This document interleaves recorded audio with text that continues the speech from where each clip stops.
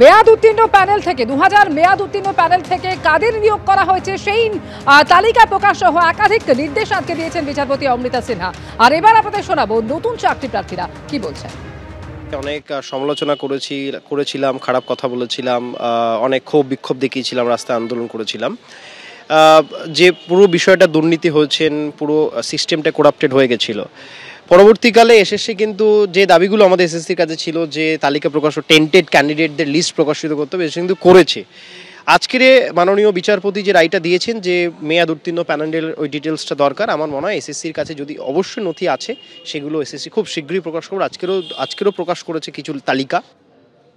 আর এবার 2016 অযোগ্য শিক্ষকদের পূর্ণাঙ্গ তালিকা প্রকাশ করলো এসএসসি।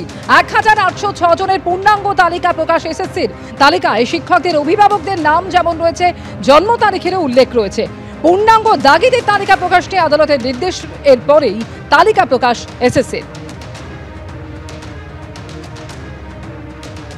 আজকেও যে তালিকা আপনারা দেখছেন সেখানে কিন্তু দেখবেন বিদ্যালয়ের নাম প্রকাশ করেননি। তার কারণ হচ্ছে যাতে আপনারা তথাকথিত এই যারা চিহ্নিত অযোগ্য তাদেরকে আপনারা খুঁজে না পেতে পারেন, তাদেরকে যাতে আপনারা জিজ্ঞাসা করতে না পারেন যে কোন নেতাকে কোন মন্ত্রীকে টাকা দিয়ে কিভাবে তোমাদের চাকরি হয়েছিল। এখনো রাজ্য সরকার এসএসসির মাধ্যমে, এসএসসির যিনি চেয়ারম্যান আছেন তার মাধ্যমে অযোগ্য যারা আছেন তাদেরকে লুকোনোর চেষ্টা করছে। এসএসসি 2016 প্যানেলের মামলার পরিপ্রেক্ষিতে যে ফ্রেশ সিলেকশন বা ফ্রেশ রিক্রুটমেন্ট, সেখানে নতুনদের বসিয়ে দেওয়া হয়েছে, অন্যান্যদের বসিয়ে দেওয়া হয়েছে। সুতরাং যথার্থভাবেই এই পরীক্ষার ভবিষ্যৎ নিয়ে প্রশ্ন ওঠাটাই বাঞ্ছনীয় বলে আমারই মনে হয়। সামান্য কলকাতা হাইকোর্ট এবং সুপ্রিম কোর্টের নির্দেশে দাগিদের তালিকা কমিশন প্রকাশ করলো। সেক্ষেত্রে আমরা দেখলাম যে স্কুলের নাম উল্লেখ নেই, বাবার নাম এবং বয়স দেওয়া আছে, কিন্তু স্কুলের নাম আমরা দেখতে পাচ্ছি না। আমরা সেটা মনে করছি যে এক্ষেত্রে কমিশনে কোনো একটা গভীর চক্রান্ত রয়েছে। হয়তো তারা দাগিদের এক্ষেত্রে আড়াল করার চেষ্টা করছে। আমরা এটাও বলছি যে এই লিস্ট, এই যে দাগিদের যে লিস্ট, এই লিস্ট যথাযথ নয়। আরও সংখ্যাটা প্রায় 5 থেকে 6 হাজার এর সঙ্গে যুক্ত হবে। আমরা লক্ষ্য করছি যে এই যে রাজ্য সরকার যে কমিশনকে সাপোর্ট করছে সব দিক থেকে, ভৎসনার মুখে পড়ার পরেও আমরা এক্ষেত্রেও লক্ষ্য করছি যে এক্ষেত্রে রাজ্য সরকারের কোনো একটা গভীর চক্রান্ত রয়েছে দাগিদের এই নতুন করে যে নিয়োগ হচ্ছে সেই নতুন প্রক্রিয়া নিয়োগের ক্ষেত্রে। নতুন পরীক্ষার বিধি চ্যালেঞ্জের মুখে আর স্বাভাবিকভাবেই চিন্তায় রয়েছেন চাকরি প্রার্থীরা। আর এবার আপনাদের শোনাবো শিক্ষামন্ত্রী ব্রাত্য বসু কি বলেছেন আর কি বলেছেন শুভেন্দু অধিকারী। মামলা হলে মামলা হবে, যদি সেটা বিচারপতি গ্রহণ করেন সেই মামলা সওয়াল জবাব হবে। এখন আমি মনে করি না যে বিচারক ভেদে বা কোর্ট ভেদে আইন পাল্টায়, যদি না কোনো বিচারকের নির্দিষ্ট রাজনৈতিক পক্ষপাত এবং অভিসন্ধি থাকে।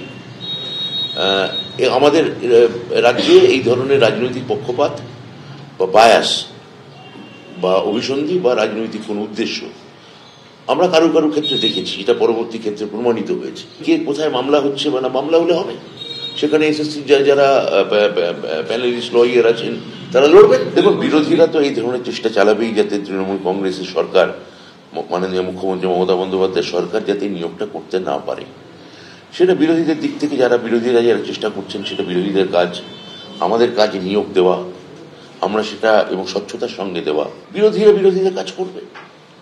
এবার আমি মনে করছি না যে বিচারক ভেদে বা কোর্ট ভেদে আইন বা বিচার বদলায়। কেউ ভাবতে পারেন এই হাইকোর্টে এসছে, আমি মনে করি না যে কোনো বিচারপতি ওইভাবে বায়াস করতে পারে, এটা আমার বিশ্বাস। কারণ ওটা আইন, বিষয়টা আইন নিয়ে কথা হবে। ওর নাম বদলে গেছে, এখন বৃত্ত বসু। বৃত্ত বসুর কোনো উপায় নেই মমতাকে চটানো।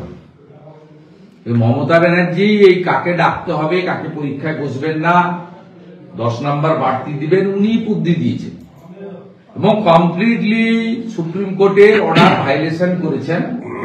ফ্রেশারদেরকে, নতুনদের 16 সালে যারা অ্যাডমিট পেয়েছিলেন টেন্টেড বাদ দিয়ে তাদেরকেই, যারা ইচ্ছুক তাদেরকেই পরীক্ষায় বসে। অর্ডারে ক্লিয়ার লেখা আছে নতুন করে অ্যাপ্লিকেশন দিয়ে নাম নেওয়ার বিষয় ছিল না। গোটা বিষয়টাকে পরিকল্পনা, নির্দেশনা এবং মঞ্চস্থ করেছেন মমতা বন্দ্যোপাধ্যায় নিজে। অতএব মমতা বন্দ্যোপাধ্যায় জেল চাই আমরা এই দুর্নীতির জন্য। গোটা পশ্চিমবঙ্গের মানুষ কলকাতা হাইকোর্টের প্রতি চিরদিন কৃতজ্ঞ থাকবে যে তারা দুর্নীতির বিরুদ্ধে এই যে বিষয়টাকে সামনে এনেছেন। এবং নিশ্চিতভাবে আমাদের সাংসদ বলে বলছিলাম, প্রাক্তন বিচারপতি অভিজিৎ গাঙ্গুলির এক্ষেত্রে ঐতিহাসিক ভূমিকা, এজ এ জাস্টিস লফুল ভূমিকা তার ছিল, তাকেও লোক চিরদিন কৃতজ্ঞতার সঙ্গে মনে রাখে। প্রাথমিক থেকে শুরু করে নবম, দশম কিংবা একাদশ, দ্বাদশ গত কয়েক বছরে একের পর এক নিয়োগে উঠেছে ব্যাপক দুর্নীতির অভিযোগ। এসএসসির প্রায় 26,000 চাকরি বাতিল হয়েছে। প্রাথমিকের 32,000 চাকরির ওপর খাঁড়া ঝুলছে। এই প্রেক্ষাপটে বিরোধীরা প্রশ্ন তুলছে, এ রাজ্যে চাকরি প্রার্থী এবং চাকরিজীবীদের এত অনিশ্চয়তার মধ্যে কেন দিন কাটাতে হয়? সরকার কেন চাকরির একটা পরীক্ষাও ত্রুটিমুক্তভাবে নিতে পারে না? একটা সময়ে সরকারি স্কুলে শিক্ষকতা মানে ছিল বাড়তি সম্মান, কিন্তু গত কয়েক বছরে এই পেশায় বারবার লেগেছে দুর্নীতির কালির ছিটে। সৌজন্যে নিয়োগ দুর্নীতি, ক্লাসরুম ছেড়ে শিক্ষকদের বসতে হয়েছে পথে, খেতে হয়েছে লাথি থেকে লাঠি। প্রাথমিক থেকে শুরু করে নবম, দশম, একাদশ, দ্বাদশ কিংবা গ্রুপ সি, গ্রুপ ডি, একের পর এক নিয়োগে উঠেছে ব্যাপক দুর্নীতির অভিযোগ। যে চাকরির জন্য তরুণ তরুণীরা দিনরাত এক করে প্রস্তুতি নিয়েছিলেন, কোটি কোটি টাকার বিনিময়ে সেই চাকরি বিক্রি করা হয়েছে অযোগ্যদের। তার খেসারত দিতে হয়েছে সেই যোগ্যদেরই, কারণ আদালতের রায়ে এসএসসি 2016 সালের গোটা প্যানেলই বাতিল হয়েছে।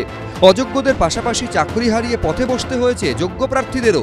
এখানেই শেষ নয়, খাড়া ঝুলছে প্রাথমিকের 32,000 চাকরির ওপরেও। নিয়োগ দুর্নীতি মামলাতে প্রাথমিকের এই 32,000 চাকরি বাতিলের নির্দেশ দিয়েছিলেন কলকাতা হাইকোর্টের তৎকালীন বিচারপতি অভিজিৎ গঙ্গোপাধ্যায়। পরে সেই মামলা সুপ্রিম কোর্ট ঘুরে ফের হাইকোর্টে আসে। সম্প্রতি শুনানি শেষ হয়েছে, যে কোনো দিন রায় ঘোষণা হবে, তারপরই বোঝা যাবে প্রাথমিকের ওই 32,000 চাকরি থাকবে না যাবে। আর এখানেই বিরোধীরা প্রশ্ন তুলছে, এ রাজ্যে চাকরি প্রার্থী এবং চাকরিজীবীদের এত অনিশ্চয়তার মধ্যে কেন দিন কাটাতে হয়? সরকার কেন চাকরির একটা পরীক্ষাও ত্রুটিমুক্তভাবে নিতে পারে না?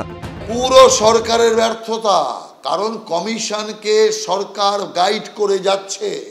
সরকারের নির্দেশেই কমিশন ডাইনে যাচ্ছে, বায়ে যাচ্ছে, সোজা যাচ্ছে, পেছনে যাচ্ছে। যা দুর্নীতি হয়েছে সেই দুর্নীতির দায় কোনোভাবেই শুধুমাত্র কমিশনের ওপর চাপে না, সরকারকেও এই দায় নিতে হবে। অর্থাৎ ভ্রষ্ট শুধু কমিশন নয়, ভ্রষ্ট সরকার। এসএসসি জানতো না, রাজ্য সরকার জানতো না, জেনে বুঝে প্রক্রিয়াটাকে এমন জটিল করে ফেলা, স্বেচ্ছায় ইচ্ছাকৃতভাবে। এটা শুধু অযোগ্যতা না, এটা জেনে বুঝে পরীক্ষার্থী, চাকরি প্রার্থী তাদের আরো টাকা দেবে। বিরোধীদের পাল্টা জবাব দিয়েছে তৃণমূল। নাটক কারা করেছে তারা দেখছি। সরকার কোনো নিয়োগ প্রক্রিয়া ঘাটেনি, নিয়োগ প্রক্রিয়া ঘাটছে এই রামবামের যৌথ উকিলের নেক্সাস। এই রাজনৈতিক অতৃপ্ত প্রেতাত্মারা, এরা চায় না বিধানসভা নির্বাচনের আগে যদি নিয়োগ হয়ে যায়, তাহলে তো যে অস্ত্রটা ব্যবহার করে চলেছে এরা, যে নিয়োগ হচ্ছে না, সেই অস্ত্রটাই নষ্ট হয়ে যাবে। তার জন্য যেন তেন প্রকারে এই নির্বাচনী প্রক্রিয়াকে ভেস্তে দেওয়ার নাটক চলছে। অসংখ্য যুবক যুবতীকে অনিশ্চয়তার দিকে ঠেলে দিয়েছে যে দুর্নীতিগ্রস্তরা, তাদের পরিবারের মুখের ভাত ছিনিয়ে নিয়েছে যে লোভীরা, তাদের কি আদৌ শাস্তি হবে? রাজনীতির পাকে চক্রে তারা ছাড় পেয়ে যাবে না তো? উজ্জ্বল মুখোপাধ্যায়, সন্দীপ সরকার, শিবাশিস মৌলিক, এবিপি আনন্দ।